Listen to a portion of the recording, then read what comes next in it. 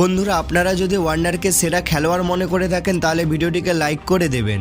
বন্ধুরা আন্তর্জাতিক ক্রিকেট থেকে অবসরের ঘোষণা করেছেন ডেভিড ওয়ার্নার। সোমবার এই বাঁহাতি অস্ট্রেলীয় ব্যাটসম্যান এই ঘোষণা করেছেন। ওয়ার্নার জানান 2023 সালের ওয়ানডে বিশ্বকাপের সময় 50 ওভারের ফরম্যাট থেকে অবসর নেওয়ার কথা ভেবেছিলেন তিনি। এবারের বিশ্বকাপের ফাইনালে আয়োজক ভারতকে হারিয়ে রেকর্ড ষষ্ঠবারের মতো শিরোপা দখল করেছে অস্ট্রেলিয়া। ওয়ার্নার জানিয়েছেন স্ত্রী ক্যান্ডিস ও 3 মেয়ে আইভি, ইসলা ও ইন্ডির সঙ্গে সময় কাটাতে চান তিনি। টেস্ট থেকে অবসর নেওয়া বাঁহাতি এই ওপেনার ওয়ানডে ফরম্যাট থেকেও অবসর নেওয়ার কথা জানিয়েছেন। ওয়ার্নার আরও বলেন 2025 সালে আইসিসি চ্যাম্পিয়ন্স ট্রফির জন্য যদি অস্ট্রেলিয়ার ওপেনার প্রয়োজন হয় তবে তিনি তার জন্য প্রস্তুত। তবে ওয়ানডে ক্রিকেট থেকে অবসর নিলেও বিদেশের ফ্র্যাঞ্চাইজি ক্রিকেট খেলার আরও সুযোগ পাবেন বলে জানিয়েছেন তিনি।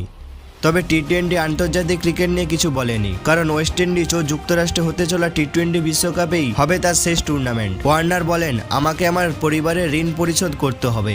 আমি জানি চ্যাম্পিয়ন্স ট্রফি আসছে এবং আমি যদি আগামী 2 বছর ভালো ক্রিকেট খেলতে পারি এবং যদি তাদের আমার প্রয়োজন হয় তবে আমি উপলব্ধ থাকব। ওয়ার্নার বিশ্বকাপে দুর্দান্ত পারফর্ম করেছিলেন।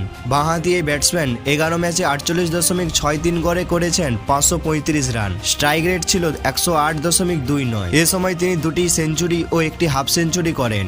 এই চিন্নস্বামী স্টেডিয়ামে পাকিস্তানের বিপক্ষে সেরা পারফরম্যান্স ছিল তার 163 রান। ওয়ানডে কেরিয়ারে ওয়ার্নার 161 ম্যাচে 45.30 গড়ে 6932 রান করেছেন। স্ট্রাইক রেট ছিল 97.26। এই ওপেনার 22টি সেঞ্চুরি ও 33টি হাফ সেঞ্চুরি করেছেন। Ricky Ponting, Adam Gilchrist, mark ওয়া, মাইকেল ক্লার্ক ও স্টিভ ওয়াকে পেছনে ফেলে অস্ট্রেলিয়ার সর্বোচ্চ ওয়ানডে রান সংগ্রাহকের তালিকায় 6ষ্ঠ স্থানে ছিলেন ওয়ার্নার। বন্ধুরা আপনাদের কি মনে হয় ওয়ার্নার থাকলে ভালো হতো? তাহলে নিচে কমেন্ট করে জানান। তো আজকের ভিডিওটি এই পর্যন্তই। ভিডিওটি যদি ভালো লেগে থাকে তাহলে ভিডিওটিকে লাইক করে দেবেন আর চ্যানেলে নতুন আসলে চ্যানেলটা সাবস্ক্রাইব করুন। দেখা হচ্ছে পরের ভিডিওতে। ধন্যবাদ।